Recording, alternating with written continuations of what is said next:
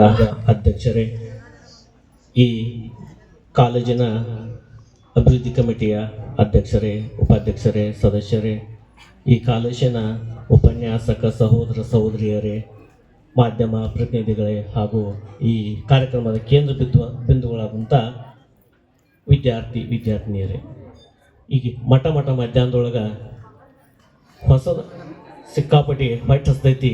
ಎಂಥದ್ರೊಳಗೆ ಭಾಷಣ ಕೇಳಂದ್ರೆ ಹೆಂಗೆ ತಲೆಗೆ ಹೋಗಕ್ಕೆ ಸಾಧ್ಯತೆ ಗೊತ್ತು. ಅದಕ್ಕಾಗಿ ಕೇವಲ ಒಂದು 5 ನಿಮಿಷದಲ್ಲಿ ಭಾಷಣ ಮುಗಿಸ್ಬೇಕಂತ ವಿಚಾರ ಮಾಡಿದ್ದಾನೆ. ಯಾಕಂತಂದ್ರೆ ಆ ತಲೆಗೆ ಹೋಗಲಿಲ್ಲ ಅಂತಂದ್ರೆ ಭಾಷಣ ಮಾಡಿರಿ ಏನು ಮಾಡೋದು? ಅದನ್ನು ಹುಲ್ಲಾಗು ಬೆಟ್ಟದಡಿ ಮನೆಗೆ ಮಲ್ಲಿಗೆ ಆಗು, ಕಲ್ಲಾಗು ಕಷ್ಟಗಳ ಮಳಿ ವಿಧಿ ಸುರಿಗೆ, ಬೆಲ್ಲ ಸಕ್ಕರೆಯಾಗು ದೀನ ದುರ್ಬಲರಂಗೆ ಎಲ್ಲರೊಳಗೊಂದಾಗು ಮಂಕುತಿಮ್ಮ. ನಮ್ಮ ಕನ್ನಡದ ಭಗವದ್ಗೀತೆ ಅಂತ ಪ್ರಸಿದ್ಧವಾದಂಥ ಮಂಕುತಿಮ್ಮ ಕಗ್ಗದಲ್ಲಿ DVG ಅವರು ಹೇಳಿದಂಥ ಮಾತು. ನಮ್ಮ ಜೀವನ ಒಂದು ಸಾರ್ಥಕ ಆಗಬೇಕಾದ್ರೆ ಅದು ಉದಾಹರಣೆ ಒಬ್ಬ ವಿದ್ಯಾರ್ಜನೆ ಮಾಡಿದಾಗ ಸಾರ್ಥಕ ಆಗ್ತದೆ. ಅದೇ ರೀತಿಯಾಗಿ ಒಂದು ಹುಲ್ಲು ಆ ದನ ಮೇದಾಗ ಹುಲ್ಲಿನ ಸಾರ್ಥಕತೆ ಅನ್ನೋದದ. ಒಂದು ಮಲ್ಲಿಗೆ ಹೂವು ಇರೋದು ಒಂದೇ ದಿವಸ, ಎಲ್ಲರಿಗೂ ಸುವಾಸನೆ ಕೊಟ್ಟು ಅರಳಿ ಬಾಡಿ ಹೋಗ್ತದ. ಅದು ಎಲ್ಲರನ್ನು ಖುಷಿ ಪಡಿಸ್ತದ. ಬದುಕಿದು ಒಂದೇ ಒಂದು ದಿನ. ನಾವು ಮನೆಗೆ ಮಲ್ಲಿಗೆ ಆಗಬೇಕಂತ DVG ಹೇಳಿದ ಮಾತಿನ ಮರ್ಮ ಅಂತಂದ್ರೆ, ನಾವು ಮನೆಗೆ ಮಕ್ಕಳಾದ ಬಳಿಕ ತಂದೆ ತಾಯಿಗೆ ಇವತ್ತಿನ ನೋಡ್ಕೊಂಡು ಹೋಗ್ಬೇಕಾದ್ರೆ ತಂದೆ ತಾಯಿ ಮಾತನ್ನು ಕೇಳಲ್ಲ. ಎಷ್ಟೋ ವಿದ್ಯಾರ್ಥಿಗಳು ಕೇಳಿದವರಲ್ಲ, ಕೇಳದೇ ಇದ್ದವರು. ನಾವು ಮನೆ ಗೆದ್ದು ಮಾರು ಗೆದ್ದಂತ ಒಂದು ಕನ್ನಡ ಗಾದೆ ಅದ. ಅದನ್ನು ನಾವು ಜೀವನ ಅಳವಡಿಸ್ಕೋಬೇಕಂತೇಳಿ DVG ಹೇಳ್ತಾರೆ. ಕಲ್ಲಾಗೋ ಕಷ್ಟಗಳ ಮಳಿ ವಿಧಿ ಸುರಿ. ಜೀವನ ಅಂದ ಬಳಿಕ ಕಷ್ಟ ಸುಖ ಬಂದೇ ಬರ್ತಾವ.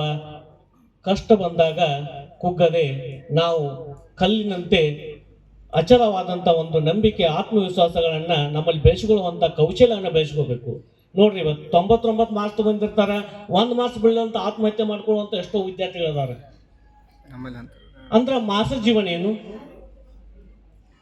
ಅಂಕಗಳನ್ನ ಬಿಟ್ಟು ಇನ್ನೂ ಸಾಕಷ್ಟು ಜೀವನ ಅದ ಅನ್ನುವಂಥ ನಾವು ಯಾವಾಗ ಅರ್ಥ ಮಾಡ್ಕೋತವಲ್ಲ, ಅವಾಗ ನಾವು ಮನಸ್ಸನ್ನ ಕಲ್ಲು ಮಾಡ್ಕೊಳ್ಳುವಂಥದ್ದು, ಕಷ್ಟ ಬಂದಾಗ ಕಲ್ಲು ಮಾಡ್ಕೊಳ್ಳುವಂಥ ಒಂದು ಗುಣವನ್ನ ನಾವು ಬೆಳೆಸ್ಕೋಬೇಕು.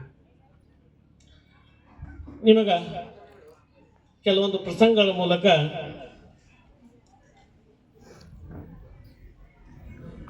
ನೀವು ಕೆಲವೊಂದು ಜಾಹೀರಾತು ನೋಡಿದಿರಿ, ಅಡ್ವರ್ಟೈಸ್ಮೆಂಟ್. ಅದ್ರಾಗ ಫೆವಿಕಾಲ್ ಅಡ್ವರ್ಟೈಸ್ಮೆಂಟ್ ನೋಡಿರ್ತಾರೆ. ಫೆವಿಕಾಲ್ ಎಲ್ಲರೂ ನೋಡಿರ್ತಾರೆ. ಪ್ರತಿ ಜಾಹೀರಾತು, ಪ್ರತಿ ಯಾವುದೊಂದು TV ಹಚ್ಚಿದ್ರು ಫೆವಿಕಾಲ್ ಅಡ್ವರ್ಟೈಸ್ಮೆಂಟ್ ಬರ್ತದ. ಆ ಫೆವಿಕಾಲ್ ಮಾಡಿದವ್ರು ಯಾರಪ್ಪ ಅಂತಂದ್ರೆ ಒಬ್ಬ ಕಟ್ಟಿಗೆ ಕೆಲಸ ಮಾಡವ. ಏಷ್ಯಾದ ಅತಿ ದೊಡ್ಡ ಕಂಪನಿ ಫೆವಿಕಾಲ್.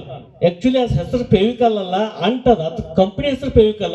ಅದಕ್ಕೆ ನಾವು ಗೋಂದು, ಕನ್ನಡ ಗೋಂದು ಅಂತ ಅಂಟಂತವ್. ಅದು ಅನುವರ್ತಕ ನಾಮವಾಗಿ ಅಂಟಕ್ಕೆ ಫೆವಿಕಾಲ್ ಆಗಿ ಬಿಟ್ಟದ. ಬಲ್ವಂತರಾವ್ ಪಾರೇಖ್ ಅನ್ನುವಂಥ ಒಬ್ಬ ವ್ಯಕ್ತಿ, ಗುಜರಾತ್ ಅವರು, ಅವರಿಗೆ ಇಂಜಿನಿಯರು, ಡಾಕ್ಟರ್ ಮಾಡ್ಬೇಕಂತ ತಂದೆ ತಾಯಿ ಬಹಳ ಕಷ್ಟಪಡಿದ್ರು. ಅವ್ರಿಗೆ ಇಷ್ಟ ಆಯ್ತು, ಆದ್ರೆ ಆ ವಿದ್ಯಾರ್ಥಿಗೆ ಇಷ್ಟ ಇರಲಿಲ್ಲ. ಏನಾದರೂ ಸಾಧನೆ ಮಾಡಬೇಕು, ಉದ್ಯೋಗ ಮಾಡ್ಬೇಕಂತ. ಆವಾಗ ಮನೆ ಬಿಟ್ಟು ಹೊರಗೆ ಬರ್ತಾನೆ, ಮುಂಬೈಗೆ ಬರ್ತಾನೆ. ಗುಜರಾತ್ನಿಂದ ಬಂದು ಅಲ್ಲಿ ಒಂದು ಕಟ್ಟಿಗೆಯ ಒಂದು ಕಾರ್ಖಾನೆಯಲ್ಲಿ ಕೆಲಸಗಾರನಾಗಿ ಸೇವೆ ಸಲ್ಲಿಸುತ್ತಾ ಕೆಲವೊಂದು ರಾಸಾಯನಿಕನ ಬಳಸಿ ಒಂದು ಸಣ್ಣ ಒಂದು ಗೋಡೌನ್ ಬಾಡಿಗೆ ತಗೊಂಡು ಈ ಫೆವಿಕಾಲ್ ಕಂಪನಿಯನ್ನ ಪ್ರಾರಂಭ ಮಾಡ್ತಾರೆ. ಇವತ್ತು ನೋಡ್ರಿ, ಹತ್ರ ಮೌಲ್ಯ 40,000 ಕೋಟಿಗಳ ಮೌಲ್ಯ. ಏಷ್ಯಾದಲ್ಲಿ ಅತಿ ಶ್ರೇಷ್ಠವಾದಂಥದ್ದು. ಒಬ್ಬ ಕಟ್ಟಿಗೆಯ ಸಹಾಯಕ ಏನ್ ಮಾಡಿದ? ಫೆವಿಕಾಲ್ ಕಂಪನಿಯ ಕಟ್ಟಿದಂಥವ್ನು. ಅದೇ ರೀತಿಯಾಗಿ ನೀವು ಒಬ್ಬ ಬಾಲಕ ಕೇರಳದಲ್ಲಿ 15 ಕಿಲೋಮೀಟರ್ ನಡ್ಕೊಂಡು ಹೋಗಿ ಶಾಲೆ ಹೋಗ್ತಿರ್ತಾನ. ಪ್ರತಿದಿನ ಫಸ್ಟ್ ಪೀರಿಯಡ್ ತಪ್ಪಿರ್ತ. ಪ್ರತಿದಿನ ಗುರುಗಳು ಬಡಿತಾರ, ಹೊರಗೆ ಹಾಕ್ತಾರ. ಆ ಶಾಲೆಯ ಹೊರಗೆ ಬಂದು ಕಿಡಿಕೆಯಲ್ಲಿಟ್ಟು ಬರ್ಕೋತಿರ್ತಾನ. ಒಬ್ಬ ಗುರುಗಳು ಗುರ್ತಿಸ್ತಾರ, ಯಾಕಪ್ಪ ಏನ್ ಬರೆಯತಿ ನೋಡ್ತಾನು. ಆ ಶಾಲೆಯಲ್ಲಿ ಒಳಗೆ ಕುಂತವಕ್ಕಿಂತ ಹೊರಗೆ ನಿಂತವನ ಎಷ್ಟು ಚಂದ ಬರೀತಿರ್ತಾನ. ಅವ್ನ ಸಮಸ್ಯೆ ಕೇಳ್ತ, ಏನಪ್ಪ ಸಮಸ್ಯೆ ನಿಂದು? ಇಲ್ಲ, ನಮ್ಮ ತಾಯಿ ಅದಾಳ, ತಾಯಿಗೆ ಅನಾರೋಗ್ಯದ ತಾಯಿಗೆ ಏನು ಮಾಡ್ಬೇಕು, ನಾನು ದಲಿತರನ, ನಂಗೆ ಯಾವುದು ನಾನು 3 ಕಿಲೋಮೀಟರ್ ನೀರು ತೊಗೊಂಬರ್ಬೇಕು, ತಾಯಿಗೆ ಅಡಿಗೆ ಮಾಡಬೇಕು, ವ್ಯವಸ್ಥೆ ಮಾಡ್ಬೇಕು, ಆಮೇಲೆ ಶಾಲೆಗೆ ಬರಬೇಕು. ಆದ್ರೆ ಗುರುಗಳು ಏನು ಮಾಡ್ತಾರೆ, ನಾಳಿಂದ ಹಂಗೆ ಮಾಡಕ್ಕೆ ಹೋಗ್ಬಿಡಪ್ಪ, ಶಾಲೆ ಬಂದ ಒಳಗೆ ಕೂತ್ ಬಿಡು ಅಂತಾರೆ. ಅವಾಗ ಆ ಗುರುಗಳು ಅವಂಗ ಸಹಕಾರ ಕೊಡ್ತಾರೆ, ಹುರಿದುಂಬಿಸ್ತಾರೆ, ಪ್ರೋತ್ಸಾಹ ಕೊಡ್ತಾರೆ. ಆ ವಿದ್ಯಾರ್ಥಿಯ ಮುಂದೆ ನಮ್ಮ ದೇಶದ ರಾಷ್ಟ್ರಪತಿ ಆಗ್ತಾರೆ. ಅವರೇ KR ನಾರಾಯಣ. ಅವ್ರು ಕೇರಳದಿಂದ ಬಂದವರು KR ನಾರಾಯಣನ್. ಅತಿ ಪ್ರಥಮ ದಲಿತ ನಮ್ಮ ರಾಷ್ಟ್ರಪತಿ, ಉಪರಾಷ್ಟ್ರಪತಿ ಮತ್ತು IFS ಅಧಿಕಾರಿ ಇದ್ದರು ಅವರು. ಇಂಥವ್ರು ಮಾರ್ಗದರ್ಶಕರು ನಮಗಾಗಬೇಕು. ನಿಜವಾಗಿ ನಾವು ನಿಮ್ಮ ಹೀರೋ ಯಾರು ಅಂತ ಕೇಳಿದ ತಕ್ಷಣ ನಾವು ಸುದೀಪ್ ಅಂತೀವಿ, ದರ್ಶನ್ ಅಂತೀವಿ. ಅವ್ರು ನಿಜವಾಗಿ ಹೀರೋಗಳೇನ? ಹೀರೋಗಳವ್ರ ನಾಯಕರು, ಅವ್ರು ಕಲಾವಿದನಾಗಿ ನೋಡೋಣ. ಅವ್ರು ನಮಗೆ ಹೀರೋಗಳಾಗಬಾರ್ದು. ನಮಗೆ ಯಾರು ಹೀರೋ ಆಗ್ಬೇಕು? ಹಂಗಾದ್ರೆ ನಮಗೆ ಇಲಾನ್ ಮಸ್ಕ್ ಹೀರೋ ಆಗ್ಬೋದಲ್ಲ? ಇಲಾನ್ ಮಸ್ಕ್ ಇವತ್ತು ಅತಿ ಜಗತ್ತಿನ ಶ್ರೀಮಂತ ವ್ಯಕ್ತಿ. ವಾರ್ನ್ ಬಫೆಟ್ ಹೀರೋ ಆಗ್ಬೋದಲ್ಲ? ಮಾರ್ಕ್ ಜಾ ಹೀರೋ ಆಗ್ಬೋದಲ್ಲ? ನಾವು ಮೈಂಡ್ ಸೆಟ್ ಹೆಂಗೆ ಇಟ್ಟಿರ್ತವಲ್ಲ, ನಾವು ಹಂಗೆ ಬದಲಾವಣೆ ಆಗ್ತಾವ ಅನ್ನುವಂಥದ್ದು. ಅರುಣಿಮಾ ಸಿನ್ಹಾ ಅಂತ ಒಬ್ಬ ವ್ಯಕ್ತಿ, ಮಹಿಳೆ. ಅವ್ರ ಇತಿಹಾಸ ಓದಿರ್ಬೋದು ನೀವು. ಅರುಣಿಮಾ ಸಿನ್ಹಾ ಅವಳು ಖ್ಯಾತ ಫುಟ್ಬಾಲ್ ಆಟಗಾರ್ತಿ. ಲಕ್ನೋದ ಅಂಬೇಡ್ಕರ್ ನಗರದವಳು. ಒಂದು ಸಲ ಲಕ್ನೋದಿಂದ ದಿಲ್ಲಿಗೆ ಹೋಗ್ತಿರ್ತಾಳೆ. ಆಕೆ ಕೊರಳಲ್ಲಿ ಬಂಗಾರ ಚೈನ್ ಇರ್ತೈತಿ.